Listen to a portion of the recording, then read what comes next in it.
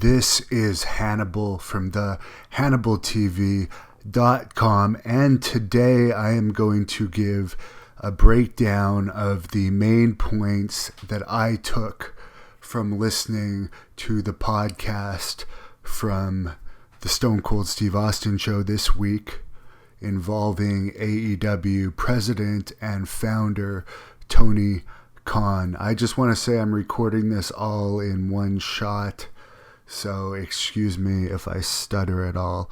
One of the main things I took away from this, because I interviewed Vince Russo yesterday and he put out a theory that AEW is working with WWE. He pointed out such things as Conrad Thompson, who appears to be heavily involved in AEW, is podcasting partners with Bruce Pritchard, who has a good position right now in WWE Creative, and a number of other reasons. You can listen to that YouTube clip or the Great North Wrestling podcast this week to hear why Vince Russo believes AEW might be working with WWE. I'm not commenting my opinion on that, but I did find it very interesting that at about 117 mark of this podcast, Steve Austin says he still works for WWE.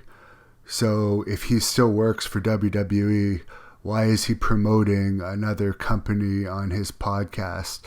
Yes, I realize he has a lot of power, but Steve might listen to this because he has listened to a few of my interviews. Maybe you could answer me that, Steve, on a future podcast.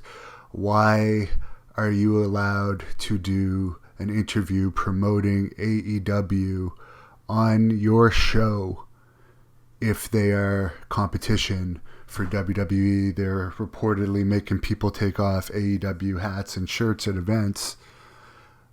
So why would they allow one of their independent contractors to promote their potential rival? I don't know. That is a question that really stuck out in my mind. I will admit that there is points in this podcast where they went into great detail on the matches. I was listening to this while I was doing the Stairmaster, and I'm not a huge wrestling fan. They talked in this podcast about the people that stopped watching wrestling in the past decade or so. Well, I'm one of those people, and the AEW matches, I'm not saying this in any way, shape, or form to say anything negative about AEW, because I feel this way about all wrestling. I recently watched the match between Goldberg and Undertaker. That piqued my interest. Before that, the last match I watched was Jinder Mahal in a match that wasn't with Great North Wrestling, the own company that I edit the match videos of in most cases. So basically over the span of a few years, I haven't watched much wrestling, and I did skim through the free part of the All or Nothing pay-per-view that was on TNT's YouTube channel, but that's all I watched, and I literally just skimmed through it. Nothing really grabbed my attention of it. That doesn't mean anything, because I don't watch WWE either. Okay, so that's my feelings on that. So one of the things Tony Khan said was wrestling has gone from 10 million people watching at Steve Austin's peak to about 2 million people watching it regularly now. AEW wants to bring those fans back.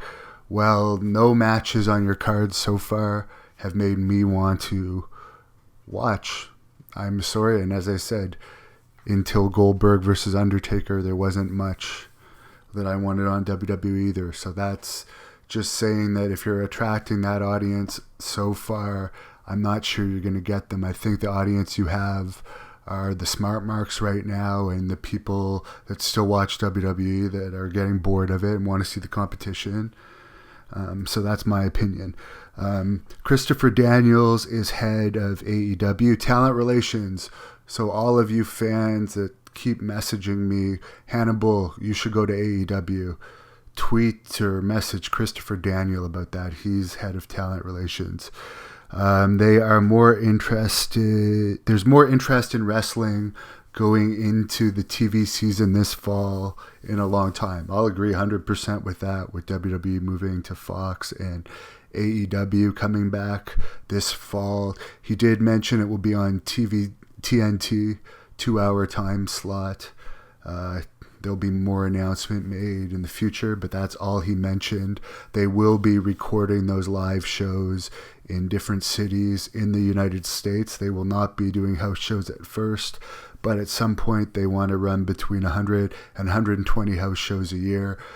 They're going to allow some of their wrestlers to work regular jobs. One is apparently a doctor. She's still going to be allowed to be a doctor because most wrestlers will only work 1 to 2 days a week. Some wrestlers will be allowed to work special independent appearances and overseas appearances for extra cash.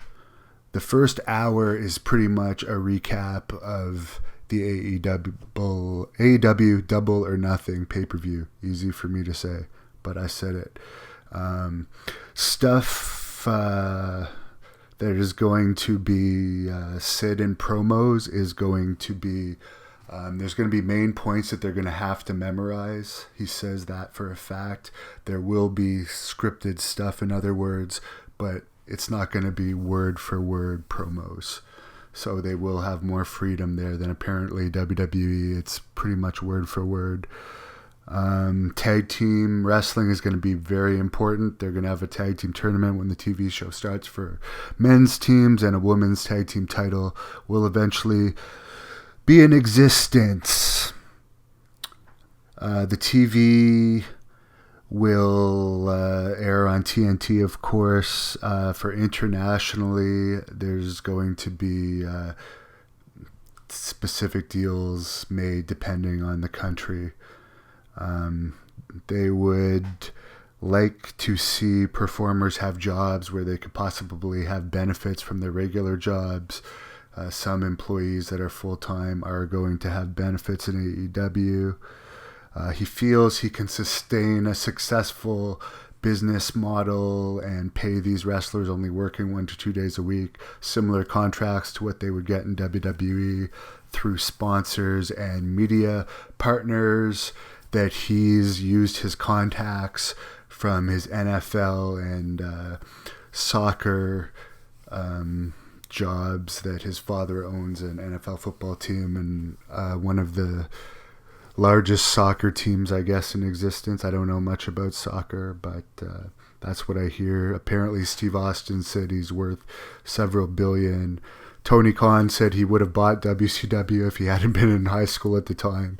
He wasn't capable of doing a business plan at that time. He is an obsessive wrestling fan, and he thinks he can make his company a $1 billion business. His dad is not into wrestling. His dad is not hands-on with AEW, but he was at Double or Nothing, and he talked to Cody Rhodes shortly before his match, and Cody said it had relaxed him. So again, I am nothing but for AEW. I hope they do very well. There's a few wrestlers on there that I posted videos of on this channel earlier this week that are part of the Dark Order in AEW that used to wrestle for Great North Wrestling. So I'm really happy for them, and I want the product to succeed. I would love a job in any wrestling company, especially that company. So I may have said a few negative things or seemingly negative things in this video, but I'm nothing but for AEW. That's why I'm reporting on it and publicizing it. I'm just giving my personal opinion of what I like in wrestling. I don't like comedy, which I've seen a lot of on the AEW YouTube. I like 80s style wrestling and 80s looking wrestlers. So that's what I'm interested in. So we'll see how AEW plays out. Best of luck to you. And Steve Austin, I'm glad you're back. You're one of my favorite podcasts and the one I've been listening to the longest. Everyone, also, one last plug, subscribe to the Great North Wrestling Podcast on iTunes, subscribe to the Hannibal TV, and everything else that the narrator mentions in this closing video. Thank you for watching the Hannibal TV. Please like this video if you enjoyed it, and click the subscribe button to not miss any of our latest shoot interviews, match videos, or news updates. Support us on patreon.com for $1.99 a month to watch our full shoot interviews ad-free and help our channel grow. Follow us on Twitter at the Hannibal TV for instant updates.